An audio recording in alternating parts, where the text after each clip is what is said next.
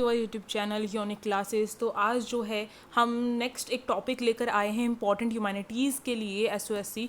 तो अगर एसओएससी में जाना है तो आपको जो है अच्छी तरीके से समझना पड़ेगा। ह्यूमैनिटीज़ का जो सिलेबस है बहुत डिफ़िकल्ट है, बट मैं आपके लिए जो है वीडियोज़ लेकर आ रही हूँ। तो इसे जो है अपना बेहद जो है प्यार दीजिएगा और टेलीग्राम ग्रुप जो है उसको ज्वाइन कर लीजिए, लिंक डिस्क्रिप्शन बॉक्स में दिया गया है। देखो ये ब्लू प्रिंट है और इसके अकॉर्डिंग ही मैं आपको करवा रही हूँ। ये 2023 से 2024 का ब्लू प्रिंट है। ओके, तो देखो यहाँ पर आपका कैरियर ऑप्शन तो मैं ऑलरेडी आपको बता चुकी हूँ कि किस टाइप से क्वेश्चन पूछे जाएंगे। आज क्रिटिकल थिंकिंग जो है इसको देखेंगे हम। तो क्रिटिकल थिंकिंग में किस टाइप से क्वेश्चन पूछे जाएंगे इसमें साफ तौर पर बताया गया है। देखो यहाँ पर मैं ये तो नहीं हूँ कि मैं आपको इस तरीके से बता दूँ कि क्वेश्चन यही आएंगे, ऐसा तो नहीं है। देखो ये क्या होती है, हमारे मेमोरी बेस्ड क्वेश्चन नहीं होते हैं। ये मेमोरी बेस्ड का मतलब होता है कि आपसे पूछा जाएगा कि जो फ्रांस जो रेवोल्यूशन है वो कब हुआ था, रशियन रेवोल्यूशन जो है आपका कब हुआ था, नेशनल मूवमेंट कब हुआ था, कितने नेशनल मूवमेंट थे। तो वो हमारा मेमोरी बेस्ड हो जाता है। ये क्या है, हमारी थिंकिंग को चेक करने के लिए हमसे क्वेश्चन यहाँ पर पूछे जाएंगे। यानी कि ये देखा जाएगा कि आप किस हद तक सोच सकते हैं। आप इस देश में ह्यूमैनिटीज़ ले रहे हैं तो आगे कोई आईएएस भी बनने वाला होगा, कोई आईपीएस भी बनने वाला। ह्यूमैनिटीज़ कोई ले रहा है तो उसकी कैसी थिंकिंग है, पॉजिटिव है या नेगेटिव है।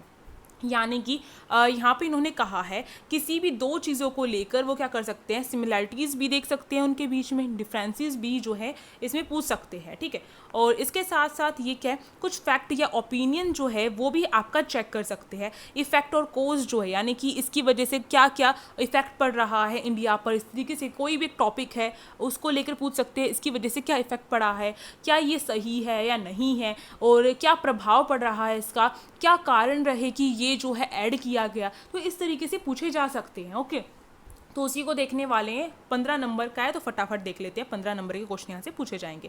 इन्होंने बताया ये आपकी हिस्ट्री की बुक से, पॉलिटिकल की बुक से, ज्योग्राफी की बुक से आएगा। बट मुझे ऐसा लगता है मोस्टली ये आपका पॉलिटिकल साइंस की बुक से आएगा, यानी कि आपकी सिविक्स की बुक से आएगा। ओके, अब देखो हिस्ट्री की कुछ जो चैप्टर हैं वो हो सकते हैं आपके वहाँ से पूछा जा सकता है कि क्या कारण रहे थे कि वॉर हो गया, इस तरीके से, और जो भी चीज़ें थी, जो भी आपके चैप्टर्स ऐड किए गए हैं, बस नॉर्मली आप उनको पढ़ लीजिए। इसमें कोज एंड इफेक्ट के जो क्वेश्चन हैं कुछ हिस्ट्री से भी पूछे जा सकते हैं, बट यहाँ पर मोस्टली क्वेश्चन आपके सिविक्स से पूछे जाएंगे। तो चलिए देखते हैं हम। तो आपके जो चैप्टर है मैंने उसका जो यहाँ पर जो इंडेक्स जो है वो मैंने ले लिया है और उसको दिखाती हूँ। मैं आपको बताऊँगी किस टाइप से क्वेश्चन पूछे जाएंगे। सबसे बड़ा डाउट आपका यही था कि कौन से टाइप से आपके क्वेश्चन यहाँ पे पूछे जाएंगे।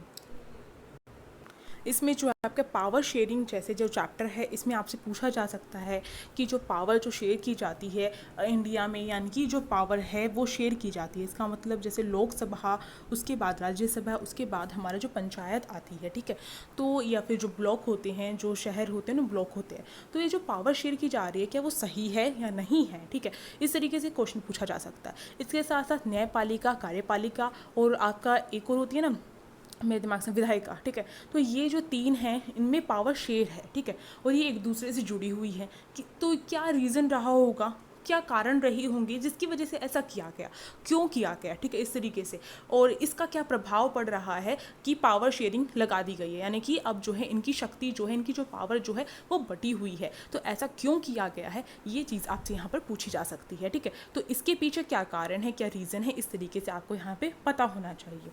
तो पावर शेयर रहेगी तो इससे क्या होगा, कोई भी जो है दूसरे के मामले में जो है इफेक्ट नहीं डाल सकता है, प्रभाव नहीं डाल सकता है, और कोई इससे डर के नहीं रह सकता है। जैसे न्यायपालिका अपना न्याय नहीं कर पाएगी।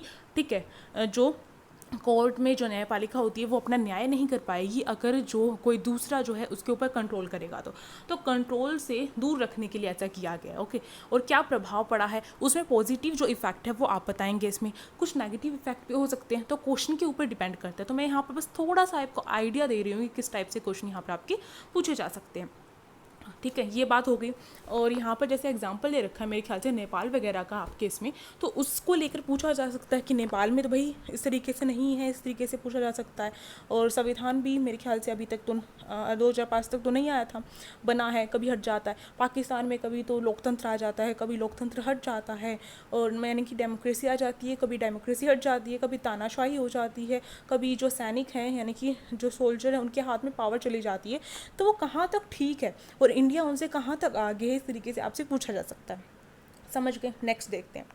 नेक्स्ट भी इसी टाइप से रिलेटेड है आपका, और इसे भी आपको देखना पड़ेगा कि जो यहाँ पर जो राज्य सरकार होती है हमारी स्टेट गवर्नमेंट, और जो आपकी जो सेंट्रल गवर्नमेंट है, उन दोनों के बीच में हमेशा लड़ाई रहती है। स्टेट गवर्नमेंट कहती है कि मेरे पास पैसे नहीं पहुँचाए जाते हैं जितना मेरा काम होता है उसके अकॉर्डिंग, और मेरे ऊपर जो है सेंट्रल गवर्नमेंट जो है रूल करती है, ठीक है, यानी कि उसे जो है दबा के रखती है कहीं ना कहीं, पैसों का दबदबा, और वो जो है एक तरीके से फ्रीडम में नहीं है स्टेट गवर्नमेंट, वो अपना काम नहीं कर पाती है और उसके पीछे वो जो है सेंट्रल गवर्नमेंट का नाम ले देती है। वो कहाँ तक ठीक है, इस तरीके से क्वेश्चन यहाँ पे पूछे जा सकते हैं कि ऐसा क्यों है, क्या हमें जो सेंट्रल गवर्नमेंट है, गांधी जी ने कहा था कि सेंट्रल गवर्नमेंट के पास ज़्यादा पावर नहीं होनी चाहिए, बट अभी हाल में देखिए तो सेंट्रल गवर्नमेंट के पास पावर ज़्यादा है।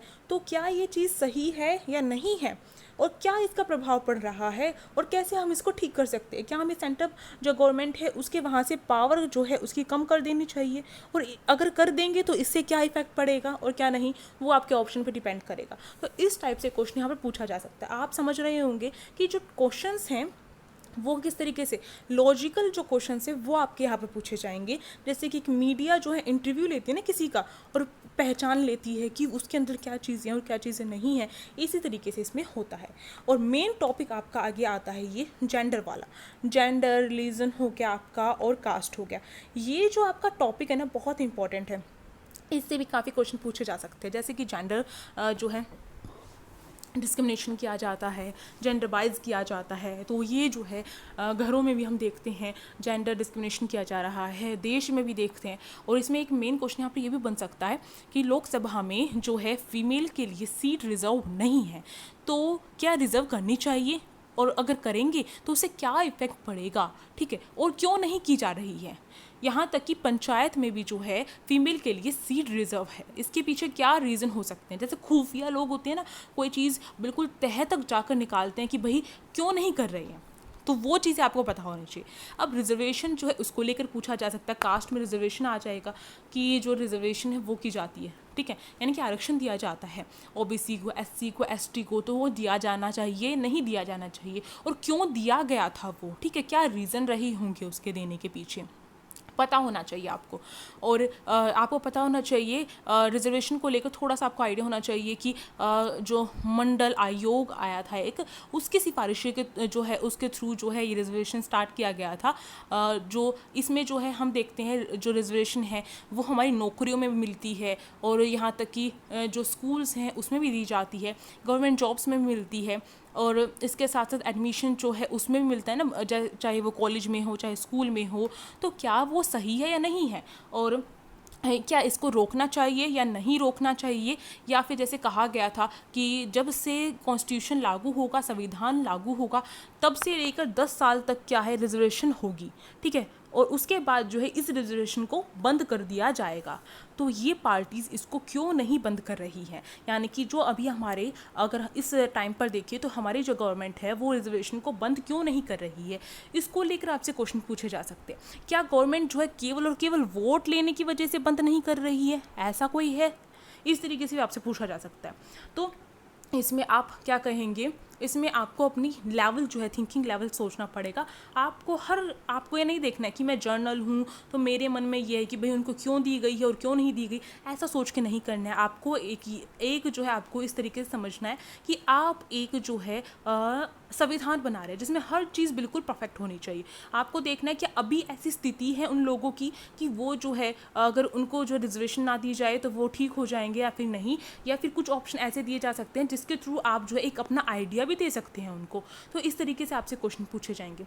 और जो रिलीजन है यानी कि जो धर्म है उससे इस तरीके से पूछे जा सकते हैं कि बहुत सारे धर्म जो अल्पसंख्यक है, जैसे मुस्लिम जो है जो मुस्लिम जो लोग यहाँ पर रह गए थे जब पाकिस्तान और भारत का डिवीज़न हुआ था, तो उसके बाद जो है वो अल्पसंख्यक का मतलब है वो बहुत कम मात्रा में, अगर पूरे उसमें देखें तो हम, है ना।